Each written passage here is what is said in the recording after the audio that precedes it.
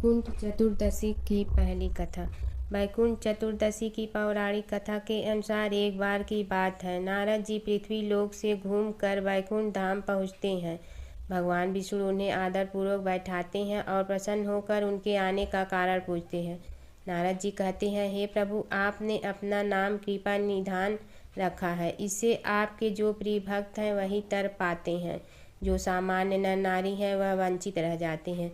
इसलिए आप मुझे कोई ऐसा सरल मार्ग बताएं जिससे सामान्य भक्त भी आपकी भक्ति कर मुक्ति पा सके। यह सुनकर विष्णु जी बोले, हे नारद, मेरी बात सुनो। कार्तिक शुक्ल पक्ष की चतुर्दशी को जो नर नारी व्रत का पालन करेंगे और श्रद्धा भक्ति से मेरी पूजा अर्चना करेंगे, उनके लिए स्वर्ग के द्वार साक्षात खुले होंगे। इसके बाद विष्णु जी जय विजय को बुलाते हैं और उन्हें कार्तिक चतुर्दशी को स्वर्ग के द्वार खुला रखने का आदेश देते हैं। भगवान विष्णु कहते हैं कि इस दिन जो भी भक्त मेरा थोड़ा सा भी नाम लेकर पूजन करेगा वह वैकुंठ धाम को प्राप्त करेगा। दूसरी कथा।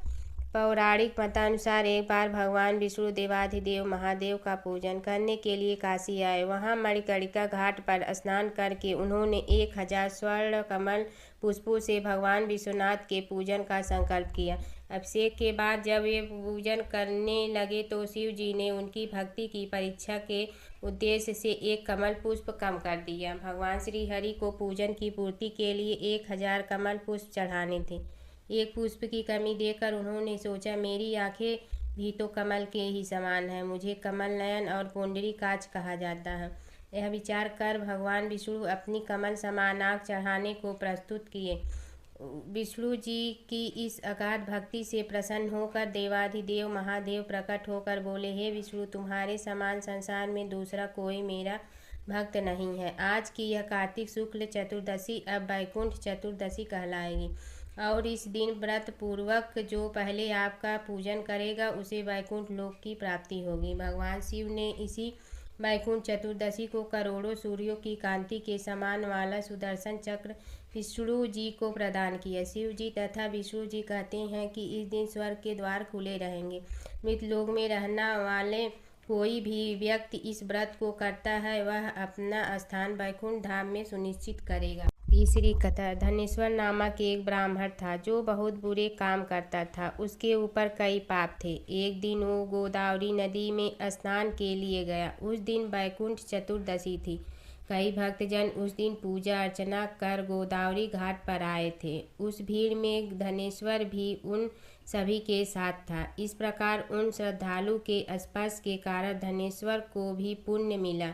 जब उसकी मृत्यु हो गई तब उसे यमराज लेकर गए और नरक में भेज दिया। तब भगवान विष्णु ने कहा, यह बहुत पापी है, पर इसने वैकुंठ चतुर्दशी के दिन गोदावरी स्नान किया और श्रद्धालु के पुण्य के कारण इसके सभी पाप नष्ट हो गए, इसलिए इसे वैकुंठ धाम मिलेगा। अतः धनेश्वर को वैकुंठ धाम की प्राप्ति हुई। कार्तिक मास की कथा। किसी गांव में एक बुढ़िया रहती थी। उसकी एक पुत्र वधू भी थी। कार्तिक का महीना आता तो बुढ़िया 12 कोस नहाने जाती, लेकिन उसकी बहू वहीं पतीले में पानी डालकर कहती कि मन चंगा तो कठौती में गंगा। गंगा जी उसके लिए वहीं आ जाती। वह उस गंगा में अपना कार्तिक नहान कर लेती। एक बार कार्तिक नहाते हुए सास की नथ बह गई और बहकर वह बहू के नहाने वाले पतीले में आ गई तो उसने वह उठा कर रख लिया। सास घर वापिस आई तो उदास थी कि उसकी नथ बह गई है। बहू ने सास को उदास देखकर पूछा कि आप उदास क्यों हो? सास ने कहा कि मेरी नथ गंगा जी में बह गई है। बहू ने कहा कि अच्छा, वह नथ वह तो मेरे पास है। सास ने पूछा कि वह कैसी तुम्हारे पास है? बहू ने कहा कि सासू जी, आप तो 12 कोस कार्तिक नहाने जाती हो, मैं तो यहीं कठौती में पानी डालकर नहाती हूँ कि मन चंगा तो कठौती गंगा, और गंगा जी बहकर मेरे पास आ जाती हैं, जिससे मैं स्नान कर लेती हूँ। आज गंगा जी बहकर आई तो उसी में आपकी नथ भी आ गई, जिसे मैंने उठा कर रख दिया। इस कहानी के बाद कहना चाहिए कि जैसे बहू की आई सभी के आए, लेकिन जैसे सास की आई वैसे किसी की न आए। कार्तिक माह की कथा। किसी गांव में एक बुढ़िया रहती थी और उसका एक बेटा व बहू भी साथ रहते थे।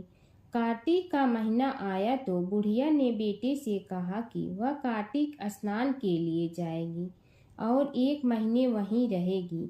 यह सुन उसके बेटे ने अपनी पत्नी से कहा कि माँ के लिए 30 लड्डू बनाकर दे दो ताकि वह पूजा पाठ कर कुछ खा सके। बहू ने गुस्से में आकर 30 लड्डू बनाकर दे दिए। बुढ़िया नदी किनारे कार्तिक स्नान को गई और वहीं एक किनारे पर झोपड़ी बनाकर रहने लगी। बुढ़िया रोज सवेरे उठकर स्नान करती और जैसे ही एक लड्डू निकाल कर खाने लगती तो हनुमान जी बंदर के रूप में आते तो बुढ़िया वह लड्डू खुशी से बंदर को दे देती। इस तरह से कार्तिक का पूरा महीना बीत गया और सभी 30 लड्डू हनुमान जी बंदर के रूप में खा गए।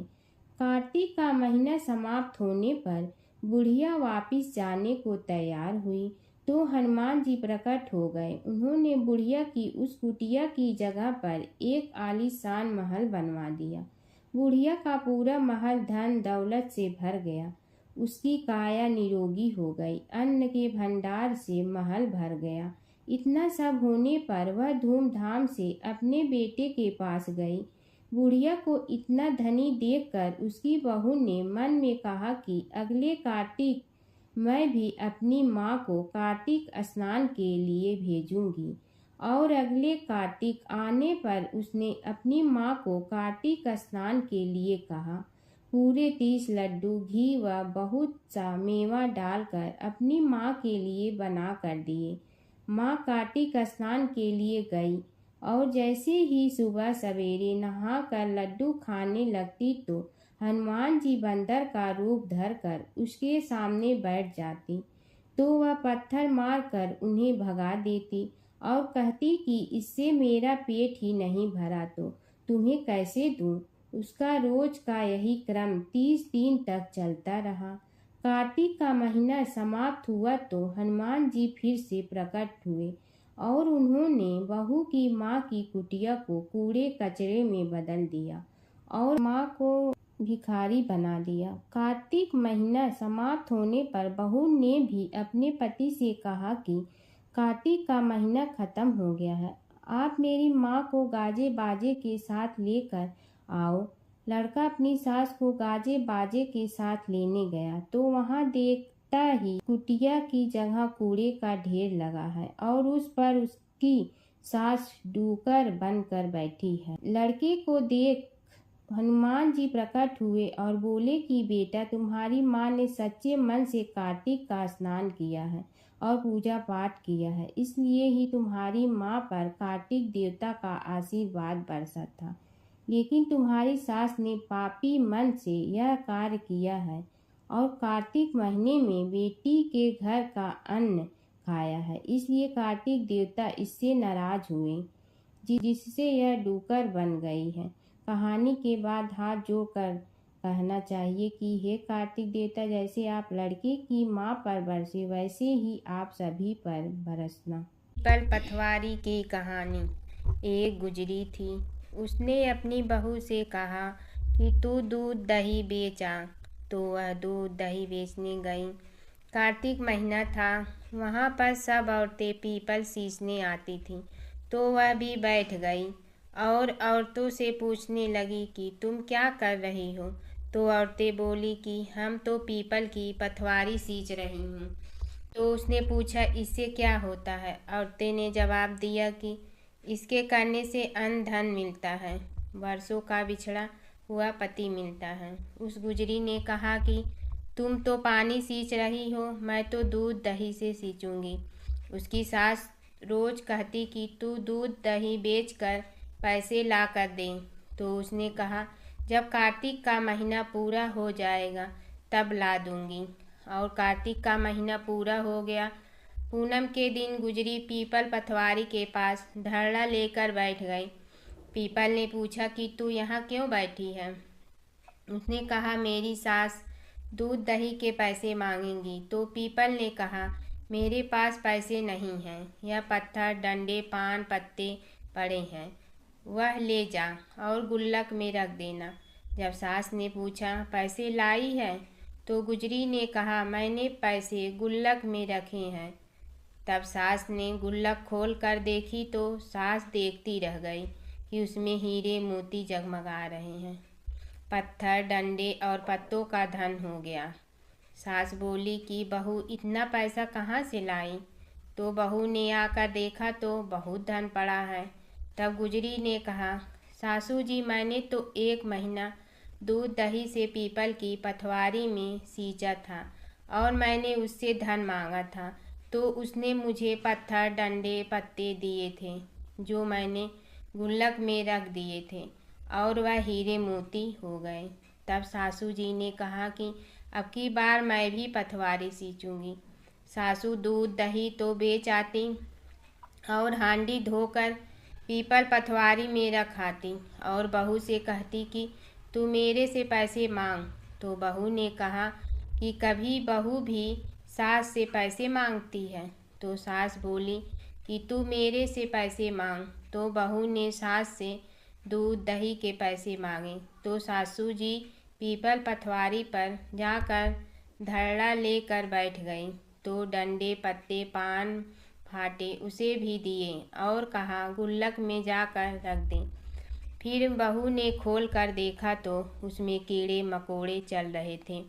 गुजरी ने सास से कहा, यह क्या है? तो सास देखकर बोली कि पीपल पथवारी ने तेरे को तो अन्न धन दिया और मुझे कीड़े मकोड़े दिए। तब सब बोले कि बहू तो सत्य से सींचती थी और सासू जी धन की भूख से सींचती थी। इसलिए हे पथवारी माता, जैसे बहू को दिया वैसा सबको देना और सासू जी को दिया वैसा किसी को मत देना। यह थी पीपल पथवारी की कहानी।